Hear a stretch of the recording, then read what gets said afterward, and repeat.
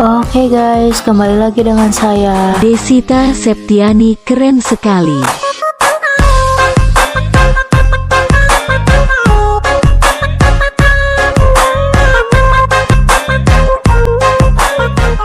Assalamualaikum warahmatullahi wabarakatuh.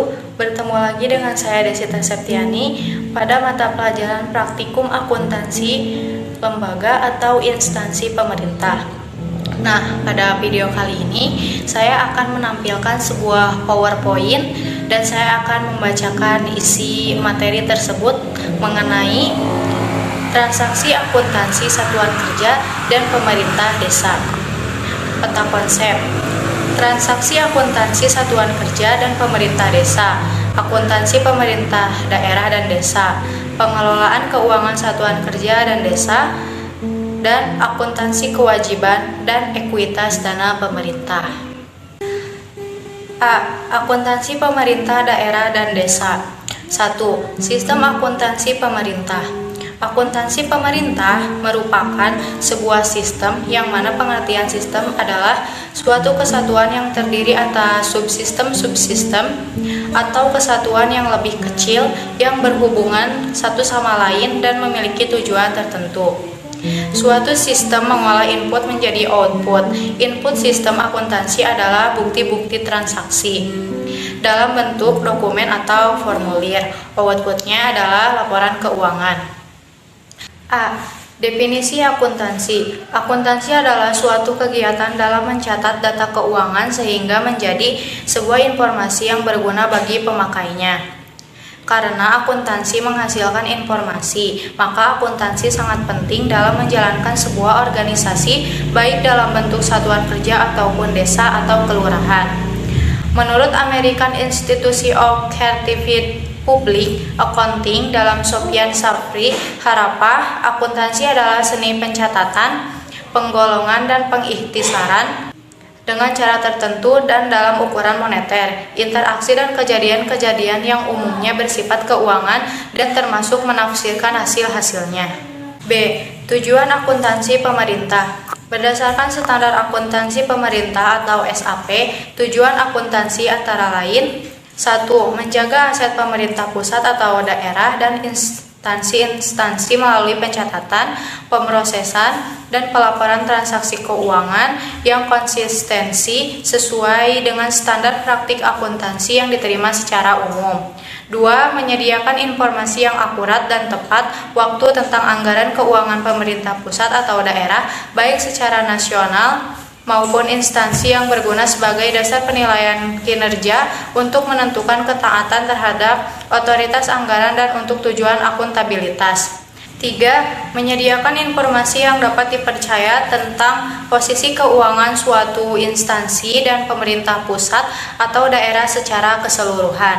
4. Menyediakan informasi keuangan yang berguna untuk perencanaan, pengelolaan, dan pengendalian kegiatan dan keuangan pemerintah secara efisien. C. Landasan hukum akuntansi pemerintah.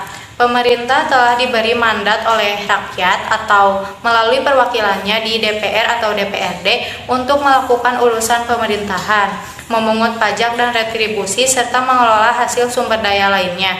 Maka, pemerintah wajib menyusun laporan pertanggungjawaban antara lain dalam bentuk laporan keuangan. D. Asas-asas akuntansi pemerintahan.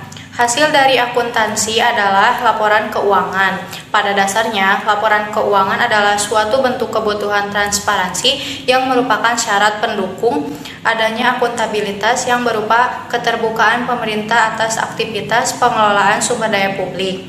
Asas-asas akuntansi dalam kerangka konseptual standar akuntansi pemerintahan antara lain: 1. Transparansi. Transparansi adalah memberikan informasi keuangan yang terbuka dan jujur kepada masyarakat berdasarkan pertimbangan bahwa masyarakat memiliki hak untuk mengetahui secara terbuka dan menyeluruh atas pertanggungjawaban pemerintah dalam mengelola sumber daya yang dipercaya dan kepadanya dan ketaatannya pada peraturan perundang-undangan. 2. Akuntabilitas. Akuntabilitas adalah mempertanggungjawabkan pengelolaan sumber daya serta pelaksanaan kebijakan yang dipercayakan kepada entitas pelaporan dalam mencapai tujuan yang telah ditetapkan secara periodik. Aspek-aspek akuntansi. 1. Aspek fungsi. Aspek fungsi dalam akuntansi menyajikan informasi kepada suatu entitas, misalnya pemerintah desa, untuk melakukan tindakan yang efektif dan efisien. Fungsi tindakan tersebut adalah untuk melakukan perencanaan, pengawasan, dan menghasilkan kebutuhan bagi pimpinan entitas, misalnya kepala desa, yang dapat dimanfaatkan baik oleh pihak internal maupun eksternal.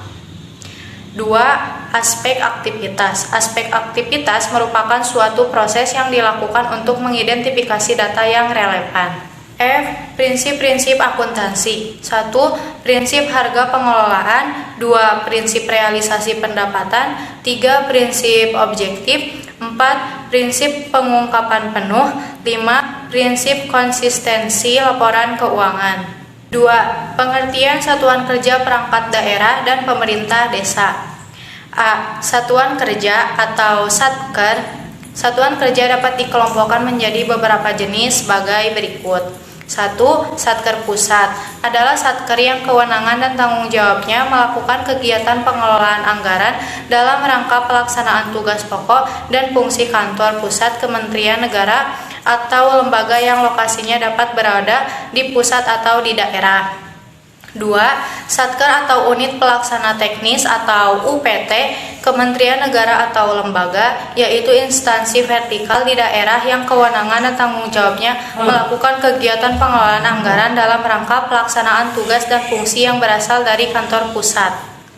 3. Satker khusus, yaitu satker yang ditetapkan untuk melaksanakan tugas pokok dan fungsi dalam melaksanakan program atau kegiatan yang dibiayai dari bagian anggaran pembiayaan dan perhitungan. Kemudian jenis satuan kerja yaitu 1. Satuan kerja perangkat daerah atau SKPD. 2. Satuan kerja pengelolaan keuangan daerah atau SKPKD. Kemudian fungsi akuntansi SKPKD sebagai berikut. A. Mencatat transaksi-transaksi pendapatan, belanja, pembiayaan, aset, utang, dan selain kas berdasarkan bukti-bukti yang terkait. B. Memposting jurnal-jurnal ke dalam buku besarnya masing-masing. C. Membuat laporan keuangan yang terdiri dari laporan realisasi anggaran atau LRA, neraca, dan catatan atas laporan keuangan atau CALK. B. Pemerintah desa atau kelurahan. Dalam Permendagri nomor 113 tahun 2004, desa adat atau yang disebut dengan nama lain selanjutnya disebut desa adalah kesatuan masyarakat hukum yang memiliki batas wilayah yang berwenang untuk mengatur dan mengurus urusan pemerintah, kepentingan masyarakat setempat berdasarkan prakarsa masyarakat. Sedangkan pengertian desa adalah penyelenggaraan urusan pemerintahan dan kepentingan masyarakat setempat dalam sistem pemerintahan Negara Kesatuan Republik Indonesia. Kewenangan desa antara lain 1. Kewenangan berdasarkan hak asal-usul. 2. Kewenangan lokal berskala desa. 3. Kewenangan yang ditugaskan oleh pemerintah, pemerintah daerah provinsi, atau pemerintah daerah kabupaten atau kota. 4. Kewenangan lain yang ditugaskan oleh pemerintah daerah provinsi atau pemerintah daerah kabupaten atau kota sesuai dengan ketentuan peraturan perundang-undangan. Sekian video kali ini, mohon maaf bila ada kesalahan, mohon maaf pula bila video kali ini masih jauh dari kata sempurna. Wassalamualaikum warahmatullahi wabarakatuh.